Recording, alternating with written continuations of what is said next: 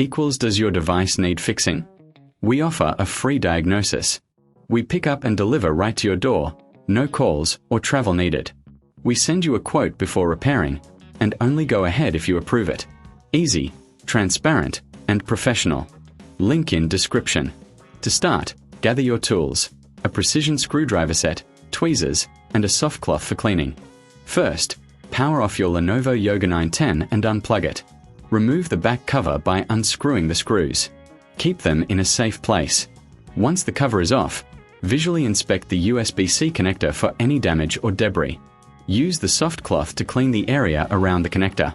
Next, carefully disconnect the battery to avoid any electrical issues. Now, remove the screws securing the USB-C connector. Gently lift it out and replace it with a new one.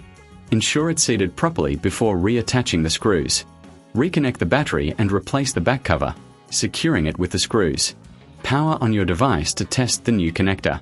If you need assistance, remember we offer professional diagnosis without obligation. Enjoy the convenience of pickup and delivery at your home. No calls, no travel, just a quote before repair.